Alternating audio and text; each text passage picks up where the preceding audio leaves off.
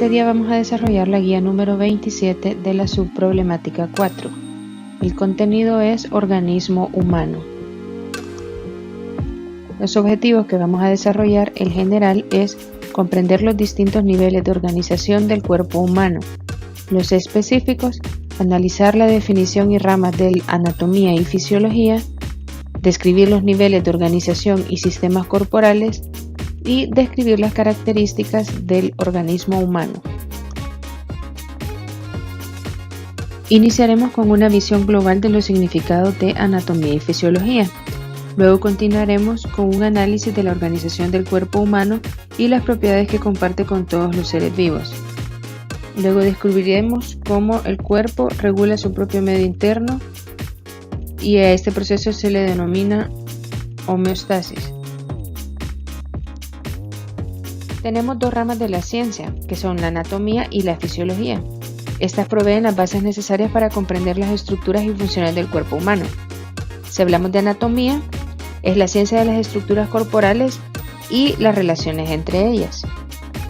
Mientras que la anatomía se ocupa de las estructuras del cuerpo humano, la fisiología es la ciencia que estudia las funciones corporales, es decir, cómo funcionan las distintas partes del cuerpo.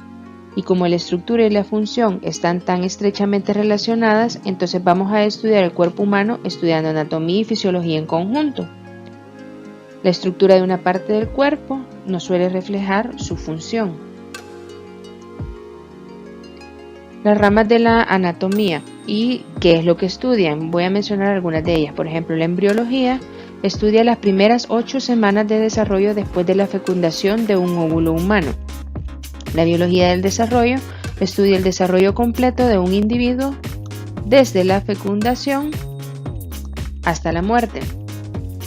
La histología, que es la que estudia la estructura microscópica de los tejidos. La anatomía de aparatos y sistemas es la que estudia la estructura de aparatos y sistemas específicos como el sistema nervioso o el sistema respiratorio. La anatomía patológica, que ésta se encarga de estudiar las alteraciones estructurales asociadas con enfermedades o patologías. En las ramas de la fisiología tenemos la neurofisiología, que ésta se encarga del estudio de las propiedades funcionales de las células nerviosas. La endocrinología, que estudia las hormonas y cómo controlan las funciones corporales. Tenemos la fisiología cardiovascular, que estudia las funciones del corazón y los vasos sanguíneos. La inmunología, que estudia las defensas del cuerpo contra los agentes causantes de la enfermedad. La fisiología respiratoria, que estudia las funciones de las vías respiratorias y los pulmones. La fisiología renal, que se encarga del estudio de la función de los riñones. La fisiología del ejercicio, que estudia cambios de las funciones celulares y de los órganos ante la actividad muscular. Y la fisiopatología, que es la que estudia los cambios funcionales asociados con la enfermedad y con el envejecimiento. En los niveles de organización estructural y sistemas corporales, estos pueden ser 6 tipos de niveles que nos ayudarán a comprender la anatomía y fisiología. El nivel químico, el nivel celular, el nivel tisular, el nivel de órganos, el de aparatos y sistemas y el de organismos. En el nivel químico, ese nivel es muy básico y se puede comparar con las letras del alfabeto. Ese comprende los átomos, las unidades de la materia más pequeñas que participan en las reacciones químicas y contiene las moléculas, que están formadas por la unión de 2 o más átomos. Algunos átomos que podemos mencionar son el carbono, el oxígeno, el nitrógeno y algunas moléculas como la de ADN y la de glucosa.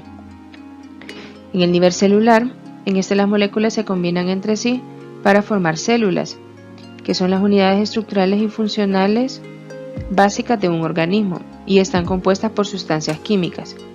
Dentro de los numerosos tipos de células del organismo se encuentran las células musculares, las nerviosas y las células epiteliales. En el nivel tisular, en este los tejidos son un grupo de células y materiales circundantes que trabajan en conjunto para cumplir una determinada función. Existen tan solo 4 tipos básicos de tejidos en el organismo: el epitelial, el conectivo, el muscular y el nervioso. El tejido epitelial es el que cubre las superficies corporales, reviste órganos, huecos y cavidades y forma las glándulas. El tejido conectivo, o también llamado tejido conjuntivo, es el que conecta, sostiene y protege órganos del cuerpo a la vez que distribuye vasos sanguíneos a otros tejidos. El tejido muscular, este se contrae para que se muevan las partes del cuerpo y genera calor. Y el tejido nervioso, que es el que transporta información de una parte del cuerpo a otra mediante los impulsos nerviosos. El nivel de órganos. En el nivel de órganos se unen entre sí los distintos tipos de tejidos. Los órganos son estructuras compuestas por dos o más tipos distintos de tejidos y poseen funciones específicas y suelen tener una forma característica. Ejemplos de órganos son el estómago, la piel, los huesos, el corazón, el hígado, los pulmones y el cerebro. En el nivel de aparatos y sistemas, un aparato o sistema está formado por órganos relacionados entre sí, con una función común. Un ejemplo es el aparato digestivo. Este degrada y absorbe los alimentos, pero está compuesto por la boca, las glándulas salivales, la faringe, el esófago, el estómago, el intestino delgado, el intestino grueso, el hígado, la vesícula biliar y el páncreas. A veces un mismo órgano puede formar parte de más de un sistema. Por ejemplo, el páncreas forma parte tanto del aparato digestivo como del sistema endocrino, que es el que se encarga de producir las hormonas. Y el último es el nivel de organismos. Un organismo es cualquier ser vivo y todas las partes del cuerpo humano que funcionan en conjunto es lo que constituyen el organismo. Vamos a comenzar a conocer las funciones de cada uno de los sistemas y ver cómo cada uno de esos sistemas corporales tienen influencias entre sí. Vamos a observar cómo funcionan en conjunto para mantener la salud, para proteger de la enfermedad y para permitir la reproducción de la especie humana. Vamos a iniciar con el sistema tegumentario. Sus componentes son la piel y faneras, como el pelo, las uñas de las manos y uñas de los pies. También incluye las glándulas sudoríparas y las glándulas sebáceas. Las funciones. Este protege el cuerpo, ayuda a regular la temperatura corporal, elimina algunos desechos, ayuda a sintetizar la vitamina D, detecta sensaciones como el tacto, dolor, calor y frío.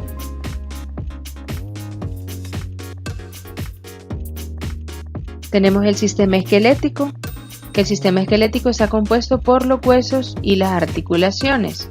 Aquí pueden ustedes observar los huesos, las articulaciones que están señaladas acá y los cartílagos. Las funciones es que sostiene y protege el cuerpo, provee una superficie para las inserciones musculares, ayuda a los movimientos corporales y alberga las células que producen células sanguíneas, almacena minerales y almacena lípidos también.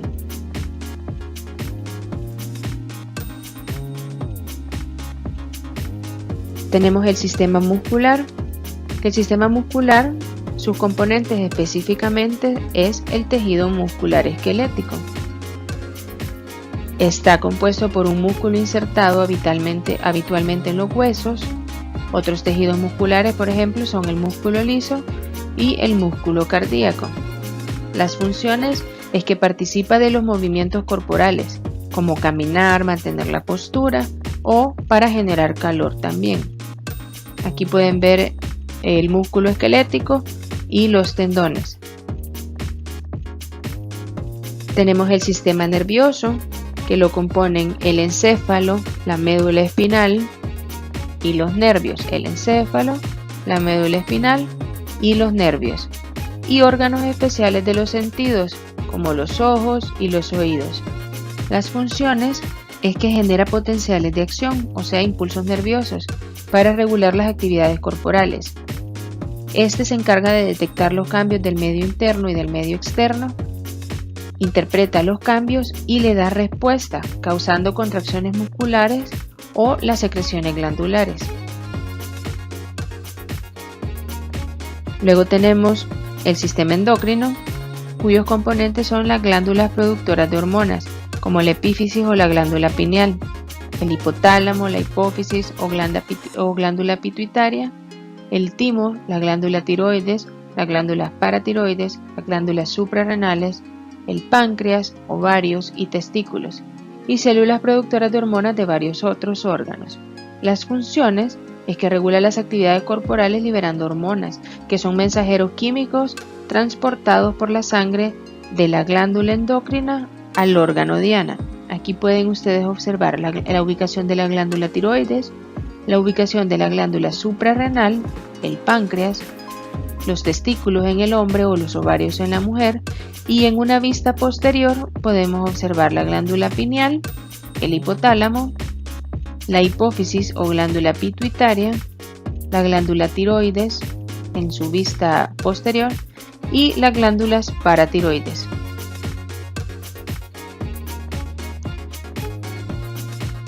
Luego tenemos el sistema cardiovascular, que está compuesto por la sangre, el corazón y los vasos sanguíneos. El corazón, los vasos sanguíneos, una vena y una arteria. Y las funciones es: el corazón bombea sangre a través de los vasos sanguíneos. La sangre es la encargada de transportar el oxígeno y nutrientes a las células. También es la encargada de eliminar el dióxido de carbono y los desechos de las células. Este ayuda a regular el equilibrio ácido-básico, la temperatura y el contenido de agua de los líquidos corporales. Los componentes de la sangre ayudan a defenderse contra la enfermedad, como los glóbulos blancos y las plaquetas, y a reparar vasos sanguíneos dañados. Tenemos el sistema inmunológico, que lo compone la linfa y vasos linfáticos, el vaso, el timo, los ganglios linfáticos y las amígdalas. Estas son las células que ejercen las respuestas inmunitarias, como las células B, las células T y otras. Las funciones es que retorna proteínas y líquido a la sangre, transporta líquidos del tubo digestivo a la sangre, contiene sitios de maduración y proliferación de las células B y de las células T, que protegen contra microbios causantes de enfermedad. Aquí pueden observar el timo, pueden observar los conductos torácicos, el vaso, la ubicación del vaso al lado izquierdo, los ganglios linfáticos, los vasos linfáticos, la médula ósea roja, que la encontramos en el fémur, la amígdala lingual, la amígdala palatina y la amígdala faríngea. El sistema respiratorio. Los componentes del sistema respiratorio son los pulmones y las vías respiratorias, como faringe, laringe, tráquea y bronquios, que establecen una comunicación con el interior y el exterior de los pulmones. La faringe, que aquí pueden ver otra vista de la faringe, la cavidad nasal, la cavidad bucal, y la laringe. Está la laringe, la tráquea, los bronquios dentro de los pulmones y los pulmones.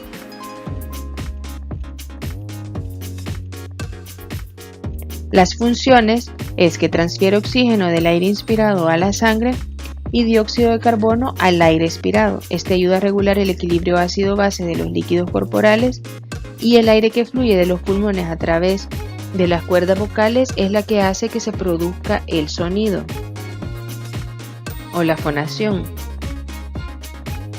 Tenemos el sistema digestivo. Lo componen los órganos del tubo digestivo, un tubo de gran longitud formado por la boca, la faringe, el esófago, el estómago, el intestino delgado y grueso y el ano. También incluye órganos accesorios que colaboran con los procesos digestivos, como las glándulas salivales, el hígado, la vesícula biliar y el páncreas. Las funciones es degradar física y químicamente los alimentos, la absorción de nutrientes y la eliminación de desechos sólidos. Luego tenemos el sistema urinario. El sistema urinario está compuesto por los riñones, los uréteres, la vejiga y la uretra. Las funciones es que produce, almacena y luego elimina la orina, elimina desechos y regula el volumen y la composición química de la sangre, ayuda a mantener el equilibrio ácido-base de los líquidos corporales y mantiene el equilibrio mineral del cuerpo. También ayuda a regular la producción de los eritrocitos. Tenemos el sistema reproductor, En la mujer específicamente, los componentes son las gónadas o los testículos en hombres y los ovarios en mujeres, y órganos asociados como trompas uterinas, útero, vagina y glándulas mamarias en las mujeres, y el epidídimo, conducto deferente, vesículas seminales, próstata y pene en los hombres. Las funciones. Las gónadas producen gametos, ya sea espermatozoides u ovocitos en la mujer, que se unen para formar un nuevo organismo. También liberan hormonas que regulan la reproducción y otros procesos corporales. Los órganos asociados transportan y almacenan gametos, y las glándulas mamarias son las encargadas de producir la leche. Aquí pueden observar los ovarios, la vagina, el útero y las trompas de falopio y las glándulas mamarias. En el caso de los hombres, pueden observar el conducto deferente, la próstata, el pene, los testículos, el epidídimo y la vesícula seminal.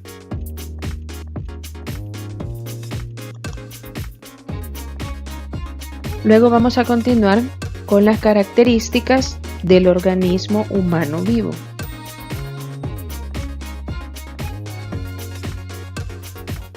En los procesos vitálicos básicos existen procesos que sirven para distinguir a los organismos o seres vivos de los objetos inanimados.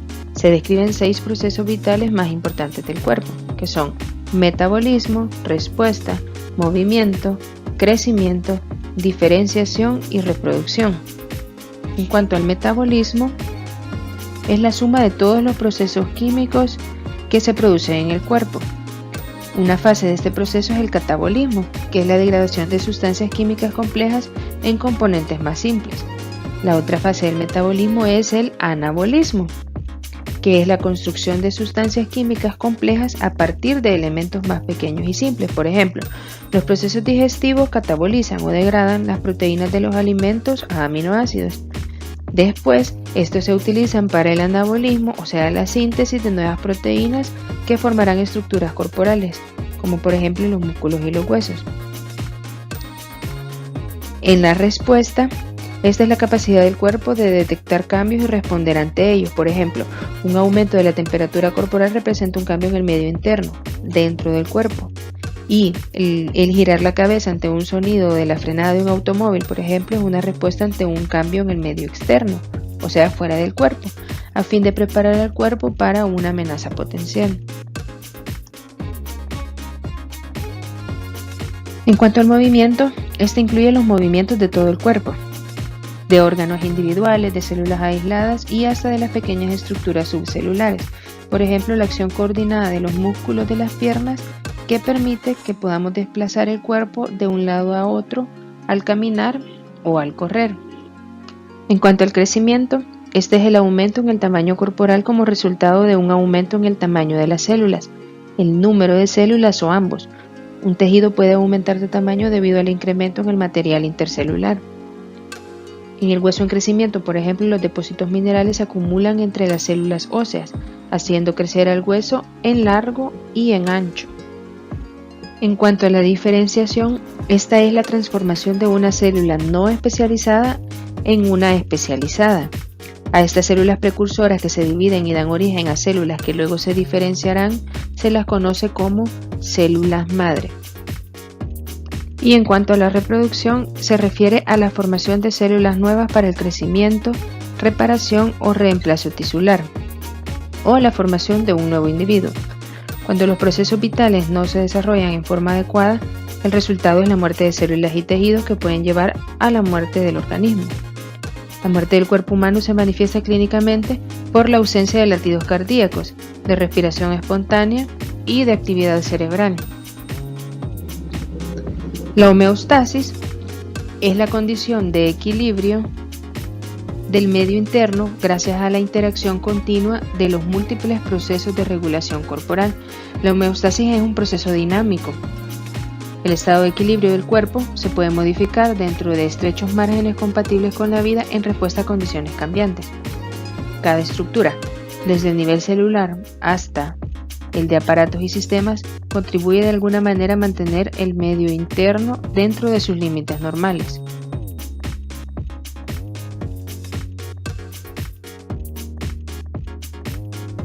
En cuanto a la homeostasis de los líquidos corporales, un aspecto importante de la homeostasis es el mantenimiento del volumen y de la composición de los líquidos corporales. Soluciones acuosas diluidas que contienen sustancias químicas disueltas que se encuentran tanto dentro de las células como a su alrededor. El líquido dentro de la célula se denomina líquido intracelular y se abrevia LIC. El líquido fuera de las células del cuerpo es el líquido extracelular y se abrevia LEC. El líquido extracelular que rellena los estrechos espacios entre las células de los tejidos, se conoce como líquido intersticial. El líquido extracelular varía según las distintas partes del cuerpo en el que se localiza. Por ejemplo, se denomina plasma al líquido extracelular dentro de los vasos sanguíneos. Se denomina linfa al líquido extracelular del interior de los vasos linfáticos. Líquido cefalorraquídeo al localizado dentro y alrededor del encéfalo y la médula espinal. Líquido sinovial al de las articulaciones. Humor acuoso y cuerpo vítreo al líquido extracelular de los ojos.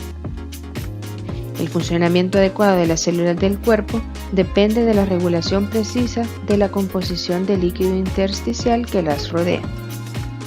Eso sería todo por la guía 27, quedamos pendientes de cualquier duda. Pasen feliz día.